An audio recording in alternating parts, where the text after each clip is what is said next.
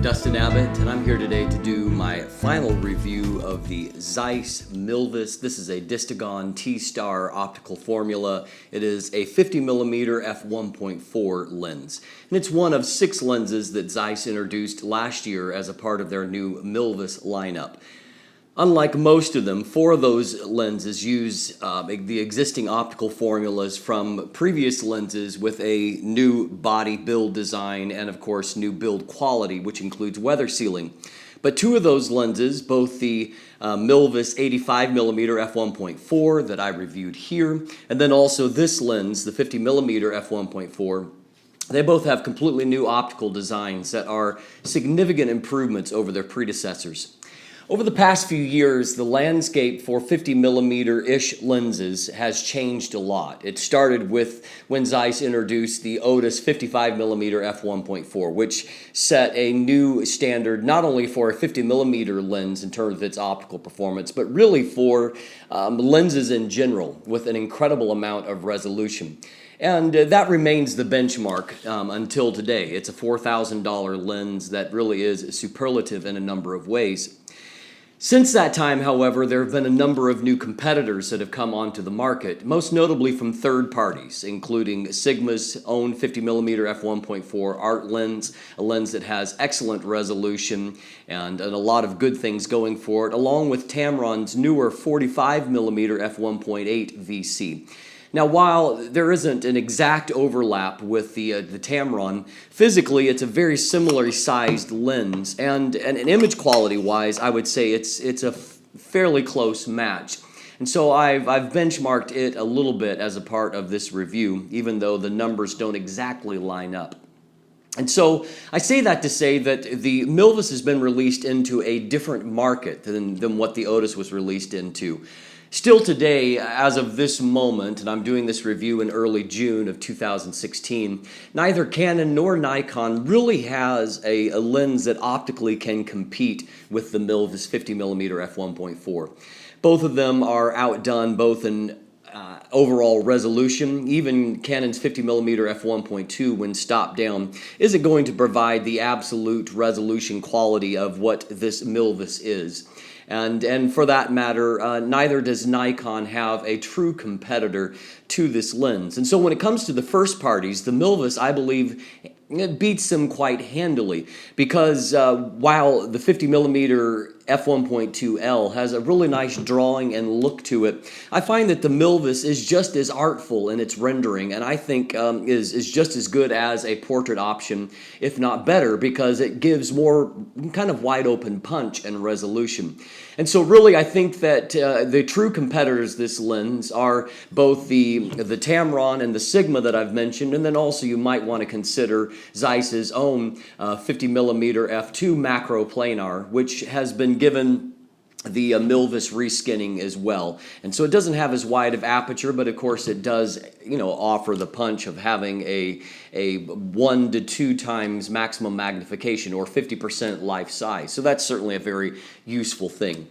We're going to take a few minutes to examine the overall image quality from the lens, because I know that for many of you that's the bottom line. I've already done a segment where we looked at the build and the handling, and if you haven't seen that, take a look at this review here.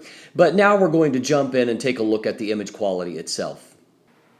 It's clear that the Zeiss Milvus 50mm f1.4 is a much sharper lens than its predecessor. The question we want to answer today is whether or not Zeiss has managed to add great sharpness while retaining the beautiful drawing of the older lens. So we're going to start by looking at just an available light portrait at f1.4. And so first of all, we can see as we look at f1.4 that yes, there is a great amount of resolution that's here. That's a lot of sharpness at f1.4, and of course depth of field being very shallow. We can see that while in most situations there isn't chromatic aberrations, in the bokeh region there are a few chromatic aberrations that I would want to remove in post before I would to share an image like this. No one wants to see green fringing between their teeth. But if we look at the image as a whole, there is just, it's a beautiful fall off from that very narrow plane of focus down to the defocus region here beyond. Here's now at f2, just kind of to show you that here I've added a little bit more depth of field, and now the overall sharpness here is really spectacular. You can see that just in the skin textures there is a tremendous amount of information. And while this is probably more information than what you would like for a typical portrait, what I find is that I prefer to have more information, and then you can take it down, sharpness down during post, as opposed to the other way around. And for an image like this, you can see how just a bit of processing really produces a really gorgeous result, and with wonderful sharpness there on the eye. And then as we look at the image as a whole, a very pleasing fall off and look to the portrait. So certainly a very nice portrait lens. Here I just wanted to give you a kind of a series of images, and most of these are going to be at f1.4, f2. This particular one is at f2, and so this gives you a look at the overall drawing from the lens. And as you can see, number one, as we look at our plane of focus, lots of great sharpness there, nothing to be complained about in terms of the sharpness. And then here, although it's not far to the next branch, we have a lot of defocus, and I think handled in a quite artful way. Just as you look at this region, everything is nice and soft. There are no hard lines here to look at, and so we'll see the reason for that. Let's just jump ahead and look at the Bokeh Highlight circles. And so number one, while we have along the edges, we have kind of the cat eye shape, which is common with many lenses. I'm not crazy about it, but it's just kind of par for the course.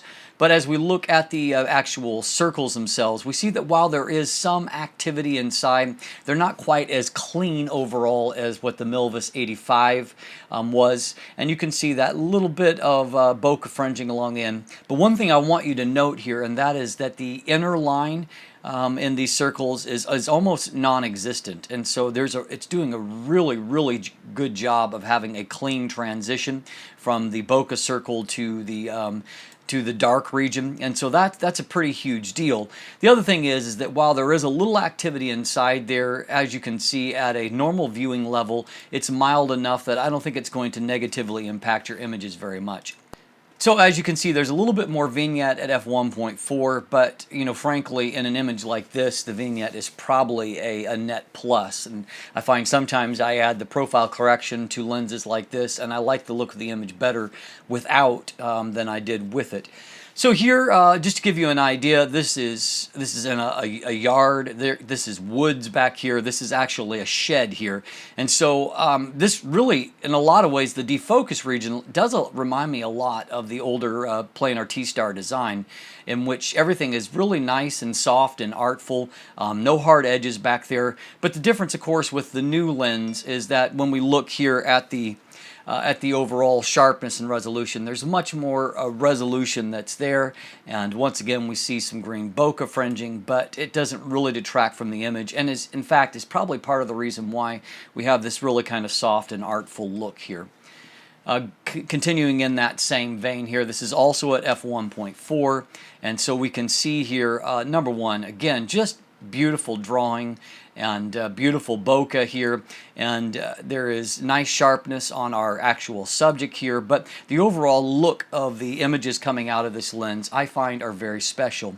The next image is also at f1.4, but it's at more of a medium distance, and so here we can see that, unlike a longer telephoto length, at this kind of distance, approximately 20 feet, we're not having everything defocused. But what I do see here is that in this region back here, where it's kind of that middle ground to where, for example, the Canon 50mm f1.4, things get really busy in this area.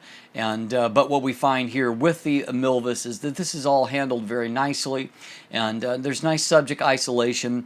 You can see the kind of curvature here that's a part of it, and so the sharpness doesn't go into the extreme corners. There's a little bit of fall off right at the edge, but that works okay in a lot of situations. But overall, a great looking image, and just a great looking drawing to the whole image. Here I like to show a kind of, instead of an outdoor scene, to show something more typical. narrow depth of field inside of a house. And this is, so to give you an idea, once again, I do this sometimes, this is actually the kitchen sink. This is a dirty tray that's in there, and so this is not some kind of glamorous setup here for the shot. It's just available light. It's, you know, here's a washcloth right here. This is the actual faucet. But as you can see, the lens defocuses so nicely that although those things are just, you know, 3 or 4 feet away maximum from our subject here, and maybe even closer, maybe it's between 2 and 3 feet. But despite that, we see how at f1.4 everything is melting away to where it's not a distraction. And so the eye instead goes to, you know, the narrow plane of focus here on the birthday cake, and so it just looks attractive rather than busy. And that is, of course, the joy of using an f1.4 lens. So the next image here is just, it's not quite as close to minimum focus. This is more about 4 or 5 feet away, and I just wanted to give you just a different kind of look at a bokeh to where you're not having the background so quite blurred out. But here, just a picture of a bench. Here I also included some foreground bokeh, and you can see that this is nicely defocused. It's not distraction, no hard edges here. As we look at our plane of focus, there's a great amount of detail, and here on these actual edges, transition areas, we don't see really any chromatic aberration there. Really, it's only the chromatic aberration is only going to show up in our bokeh region. But I do find that this is a nice fall off to defocus here. Everything is nice and soft, and thus again, once again, things that could be distracting in the background, some things here next to a shed, they just kind of vanish out. And if I were processing this image, I might kind of get rid of the blue and pink colors here, but really there's nothing that's distracting there, and you know, very sharp where you want it to be, very soft where you want it to be. That's a nice combination. This is to give us an idea of flare here, and so this is stopped down to f11, and so as you can see, the most serious offender is a little bit of a kind of a, not a ghosting that's happening here. It's not a bright kind of green. I see a little something more down here, but nothing extreme here. There's a little bit of flaring here around the trees with the sun right there. And if we look here at this image, this is back to f1.4. And here I find that the flare, there's a veiling pattern and a little bit of ghosting right here. But really it comes across in a fairly artistic way. I think that for the most part, flare is not going to be a serious issue for you. And that if you use it wisely, it probably can be an asset, particularly in a portrait type setting. Now, to give you an idea, this has been changed to, this is basically a JPEG that is shot in landscape mode, so the colors are a little bit more vivid than some of my other shots here. But I did want to give you an idea of, this is about 60 feet away from the subject, f1.4, but yet you can see when you nail focus at that distance, and to be honest, it's a little bit harder at that kind of distance to nail focus, simply because even if you're using an EGS focus screen, as I do, or something similar, a map precision screen, it's a little bit harder to visually confirm focus at longer distances like this, you know, kind of that zone before you get to infinity. But in this case, I nailed it, and as a result, you see that there's really nice sharpness there in our subject, and you can see that that sharpness extends out to basically everywhere but the very, very extreme edges. And I find only at the very, very extreme edges of the frame is where some of the sharpness starts to fall off. But obviously there's excellent sharpness, and I don't really see chromatic aberrations here also. So all of that is very nicely controlled. Here's also at f1.4, and this is an image to where there is a lot of potential for chromatic aberration. It's kind of that overcast but quite bright, and so that means that in these settings where, for example, the leaves are transitioning to the bright beyond, there's a lot of potential there also on this very white surfaces. And while you can see there is just a hint of haze in, like in this transition right here, really the chromatic aberrations are not there. And so this has managed to take a difficult scene and really produce quite a nice result with a really, there's quite a lot of resolution there for f1.4, certainly very useful at this aperture setting. And once again, at the very, very extreme edge, you know, your sharpness may not be as good, but overall throughout the frame, that's a very, very usable image. Finally here, just to show off, wonderful Zeiss color, and of course this was a very colorful scene anyway, but this is shot at f4, and so more of a traditional landscape aperture value here, but here you can just see there's just beautiful color throughout the frame. Here in the develop module, I'll show you what's been done, and basically it was just a matter of kind of equalizing for the sky in the foreground, and so I've pulled back the highlight some, I have boosted the shadows a bit, and then with the white and black levels to make sure that I've balanced out. But that's really more about getting the exposure balanced for kind of two extreme foreground and sky. But as you can see, as far as the color goes, I haven't really added in any color or saturation. That's just a beautiful end result, and it's just the out of camera profile. I haven't added a landscape profile, so as you can see, it's just overall that's a beautiful color rendition. And really, this is it's a beautiful lens, great optical performance, a lot of artistic quality. There's a lot to love about it. As you can see, there is very little to criticize when it comes to the overall image quality from the Milvus. I think that in kind of a clinical sense, chart testing, the Sigma 50mm f1.4 art has just a very, very slight advantage in overall resolution and contrast.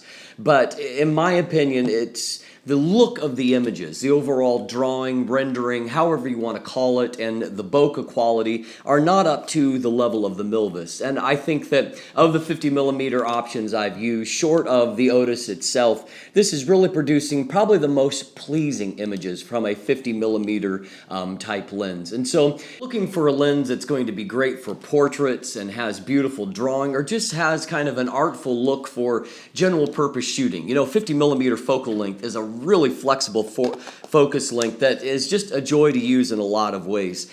I've enjoyed using the Milvus 50. I think it's a beautiful lens, and whether or not it is worth its nearly $1,200 price tag is really going to be up to you at the end of the day. But one thing that can't be disputed is that this is a lens that has a fantastic build quality, in some ways a build quality that competes with the Otis in that it has weather sealing and quality weather sealing, which the Otis does not. And so it's got a beautiful build, a beautiful design, and it produces in the image quality department.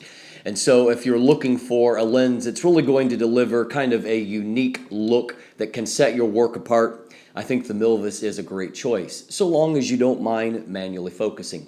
I'm Dustin Abbott. If you haven't already, please subscribe, and I've got a lot of new reviews that are coming your way. You can also look down below for a link to my written review that will have many more image samples and also some fuller size samples for you to peruse. So look down below, also linkage to an image gallery and some social media links if you want to follow me.